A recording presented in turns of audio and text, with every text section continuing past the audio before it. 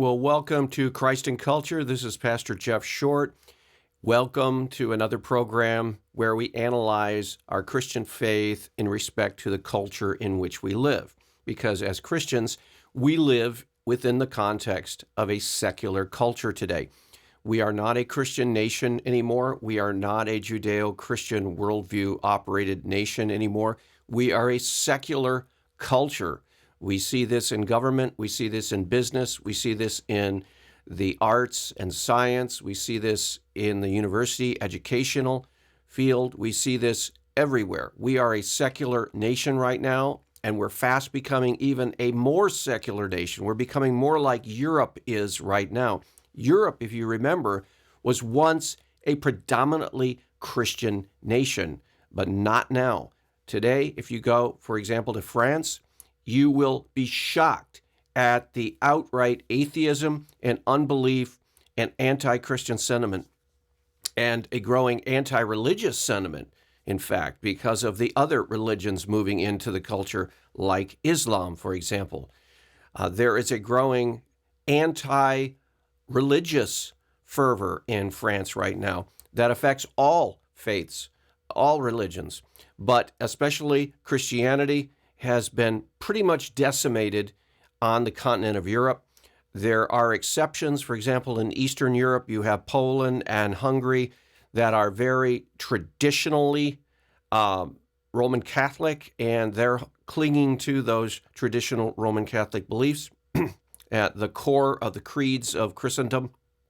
But if you go to the other side, Western Europe, and even England, you have almost, if not atheism, you have skepticism, agnosticism, and secular worldviews predominating in the society. And even now the churches over in England are weak and crippled.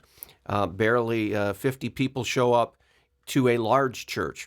There are very few exceptions, and there are very few large churches in England.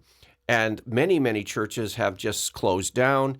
They have these huge, beautiful structures, but they're now being rented off to real estate agencies and museums and schools and all kinds of different other functions than Christianity. So there is a death of Christianity in Europe that's occurring. It's not happening as fast here in the United States, but it is happening. And so how do we as Christians live in the midst of a secular society? Well, we've seen in the last year, in the midst of this coronavirus pandemic, an acceleration of secularism, an acceleration of anti-Christian sentiment in this culture. And it's because those who are secular are growing very impatient with the remnant of Christianity. They're growing very impatient with the Christian worldview. The teachers' unions don't want any vestige of Christianity in the schools, the public schools. University colleges and university are quickly trying to throw off the last Judeo-Christian moral standards in the schools, embracing the LGBTQ revolution movement totally in most colleges and universities today, so that if you were to send your son or daughter to college after high school, that you have to know that they will be getting LGBTQ ideology. They'll be getting teachings on transgenderism. We just saw another celebrity here, Hollywood movie actress, who starred in a number of different famous movies. She has now come out yesterday and declaring herself to be a man. And so now everyone has to flip and use he and him and himself pronouns for her. And everything is supposed to be simply accepted like that. And Christianity is told you have to either get with this revolution or you're going to be penalized. You're going to be fined. You're going to be locked out of your churches. And during this COVID-19 crisis pandemic, many churches have been singled out as institutions that will be discriminated against. They will be locked out. Churches will be closed under the guise of COVID-19 health restrictions, when there are other institutions, other businesses, functions that are totally allowed to open ridiculously. And Christianity and the church is forced to retreat and more and more and more. Well, We are now seeing what is taking place at the 2020 elections. And we're seeing this massive mainstream media and big tech censorship of all conflicting ideas that don't line up with the leftist ideology. And we've seen the mainstream media news reports, especially, totally censor anything negative to the leftist ideology and totally promote everything that has to do with the leftist ideology. In fact, to the point where there can be legitimate news events that take place and the mainstream media will totally ignore the event. And I've said this before, I'll say it again. This past January in Washington, D.C., I attended the March for Life. This has been going on every year since that infamous Roe v. Wade decision that legalized abortion in all 50 states. So all of us who are pro-life, usually, if you're strongly pro-life in the United States, you have once or twice at least in your lifetime gone to the March for Life and stood there and stood with other pro-lifers who want to see the reversal of Roe v. Wade. You want to see abortion outlawed in the United States, and this might be a very important first step.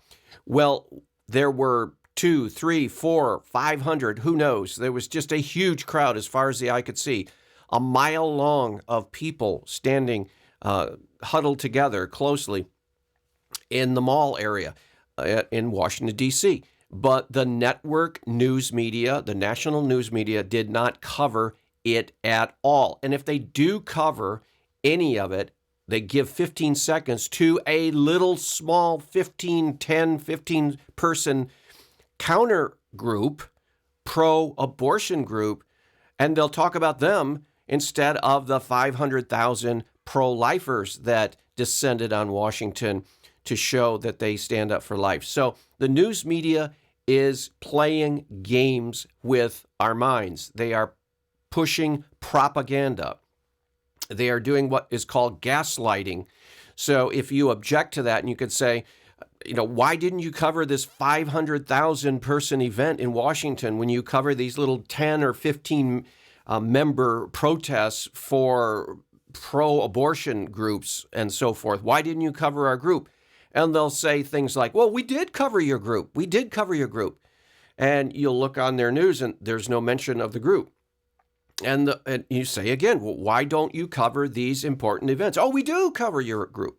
Well, what that means is on their website at some point, some page somewhere, there was a brief little paragraph on the pro-life March for Life. Or it means that somewhere, someplace on the internet webpage for this mainstream media, whether it's ABC, CBS, NBC, PBS, MSNBC, or any other cable news gathering source, they'll say, well, we did cover the event. And you go look on their webpage, and there is a little video clip way down at the bottom for about 15 seconds that said that anti-choice protesters were in Washington today. Period. Done. Finished with the coverage. In other words, they will gaslight you. That is, they will try to make you feel like you're crazy. They will ask you to question your sanity. And you'll be saying, why didn't you cover this March for Life? And they'll say, oh, we did. What do you do? Stop accusing us for things. Stop lying to us. And it is patently clear they did not cover this event. They did not cover it. Just because they could technically point to a sentence or two on their website somewhere buried beneath the other trivial news does not mean they covered the event. So we get that all the time from the mainstream media. We also get text censorship from the Twitter and Facebook, YouTube, all of the main social media groups. They are heavily censoring Christian content. If you question, for example, there was a book, Abigail Schreier wrote a book outlining all of the negative consequences of the LGBTQ, especially the lesbian emphasis now, where these young girls in high school are being swept up in this chic fashion now. It's cool now, I guess, in junior high and high school she is outlining to be lesbian if you're a young girl, and all of the consequences that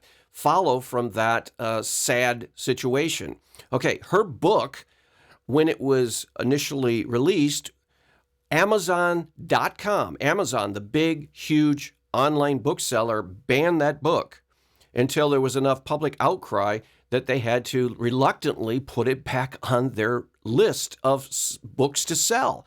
So this censorship, they wanted to censor that. Their instinct instinctively was to censor any voices that dissented from the party line, the leftist, radical, liberal party line. And it's the same way with Facebook. If you try to share a video clip of the President of the United States talking about some issue like the pro-life March for Life in Washington, D.C., he actually spoke there, the first president to speak at the pro-life march. If you try to put on Twitter or Facebook a link to his speech, his 10-minute talk at the March for Life, you will get it censored. Sometimes it could be censored right off. The link will just not work. Or there will be, in the case of YouTube, that is owned by Google, you will get a disclaimer at the very bottom of the video, or actually under the title of the video, that says, we cannot verify the contents of this video, and some negative comment that says that they question this talk. In other words, Facebook and Twitter and YouTube are trying to censor content that has Judeo-Christian morality in it. They're trying to censor it out. And they'll actually do it under the guise of political speech that they cannot verify or they cannot substantiate. And they'll talk in terms of anything pro-life. They'll say, well, this is so-and-so organization has found that this content is not true, or whatever, misleading or whatever. They'll put negative disclaimers under our videos. And so we have it from big tech. They're trying to censor our values, our voice, and also the mainstream media is trying to do the same, only they actually will not show anything of it, and they will promote the very opposite of these Judeo-Christian values. So we're getting attacked on many, many cultural fronts right now as Christians. Now, for the most part, though, ironically, Christian leaders do not even acknowledge that we're under attack. For example, right now we're post-2020 presidential election. It was a very strongly battled contest between the liberal, Democrat, secular, humanist Joe Biden and the Republican, semi-Judeo-Christian perspective Donald Trump, who he has stood up for the last 4 years for Christians in religious liberty issues. He stood up for Christians in the pro-life issues.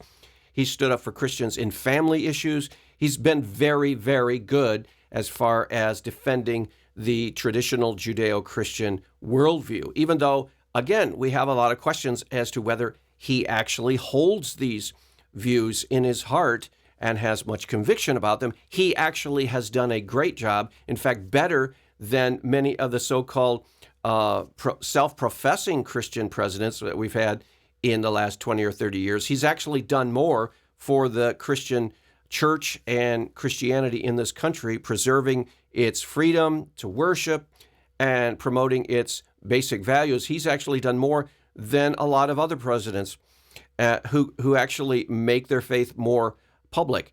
And so Donald Trump has done a great job. Well, the elections came, and very strange things happened election night. I was one of those crazy people who decided I was going to watch all night long. I was going to stay up all night long to find out who won the race. And so I'm watching along, and boy, Donald Trump is doing a great job. And in fact, people are already talking about this was a great victory for Donald Trump. Around 12:30 at night, all of a sudden, Donald Trump in the lead in the key states, in a commanding lead, in fact, looking as if he was going to march on to victory sometime during the wee hours of the night, because of the thousands and tens of thousands of votes that he was ahead. Hundreds of thousands of votes, in fact, in some cases, that he was ahead in these key states. So, but the strange thing happened was around 12:30 to 1 o'clock at night or so, all of the key battleground states stopped their reporting of votes. They either stopped counting their votes, as some people said, oh, they never really stopped counting, but all I know is they stopped reporting. Michigan, Wisconsin, Pennsylvania, Georgia, Arizona, Nevada, they just stopped. They just stopped their counting. There were no tallies being updated and refreshed, and it went on that for hours. And then finally, Joe Biden comes out, the liberal, leftist, secular, humanistic, anti-Christian candidate. He comes out and he says, we feel good about our victory. It's going to take a few hours. It may even take some days before we finally find out the total, but we feel good. We feel, and he's going on and on. I'm thinking, how is this man saying this? He's behind in all of these states, these key battleground states, sometimes hundreds of thousands of votes behind. How can he say, we feel good? Well, I decided I'm going to bed. It was, 3:30 or so? I can't even remember. Woke up in the morning, looked at the tally, and Biden's up. Biden's ahead in all of these states now, or he's up even, and he's almost exceeding Trump in all of these states, except for, I think, maybe one.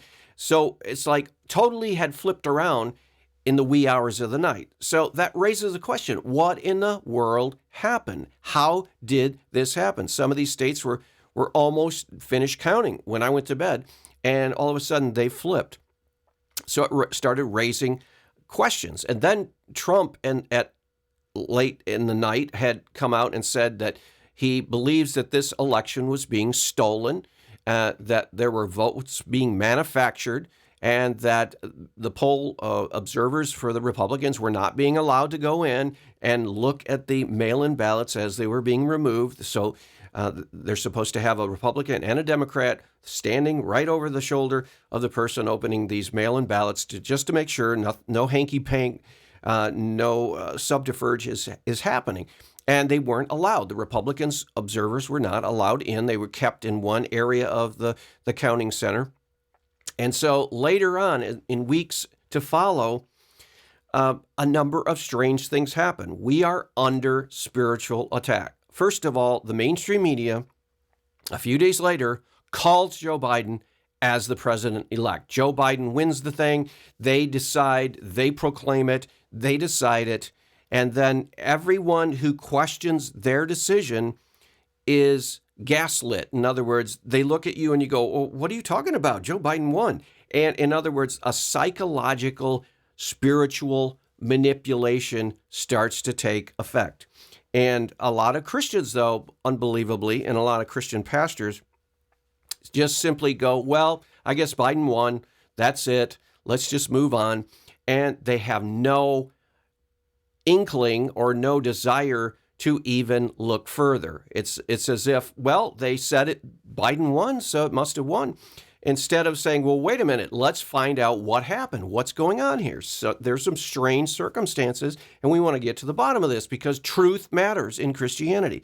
Well, for a lot of Christian leaders and pastors, I guess truth takes a second place to convenience and peace and harmony and reconciliation with Democrats and all kinds of other issues, subjective, personal, relational issues take precedent over truth. I want to know what happened.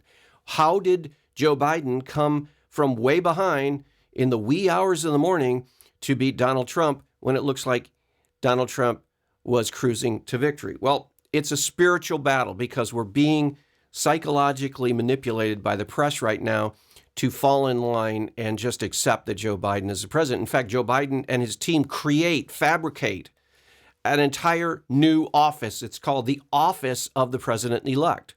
and they make a banner of it. And he goes everywhere, and he has a podium, and there's a seal of the office of the president-elect. Guess what? There is no such official office. It's created. It's a fabrication. It's a smoke and mirrors. It's an illusion. And that's the part of the spiritual warfare that we are facing as Christians. So I want to read a scripture to show us Christians that this is a spiritual warfare we're in. It's not just that's just politics. No, we are being attacked in the psychological and the spiritual realms right now. And we need to stand firm. It says in 1 Peter 5:8 in the New Testament, it says, your adversary, the devil, walks around like a roaring lion, seeking whom he may devour. And it says, be sober and be vigilant. So we have to bear in mind that and there's another passage I quoted the other day, our warfare is not against flesh and blood, but a spiritual warfare. So there are actors out there in the material world. They're doing this, they're doing that, they're saying this, they're saying that. They're not the enemy. The spiritual enemy of our souls is behind it. Let me read that scripture again in 1 Peter. Be alert and of sober mind. Your enemy, the devil, prowls around like a roaring lion looking for someone to devour. So we have to be aware that there is a spiritual force out there. And that spiritual force is trying to attack your mind and attack your spirit. That spiritual force is trying to tell you that you are defeated, that you will lose, that there's nothing you can do. So you might as well just surrender. And so we have to, we also have to take into consideration another passage where Jesus tells us in Matthew 10, he says, be innocent, be wise as serpents and innocent as doves. So we have to be wise, and we have to be intelligent, and we have to not be gullible. We have to not be naive, and we have to open our eyes and realize that our values, our spiritual reality, our Christian worldview is under attack.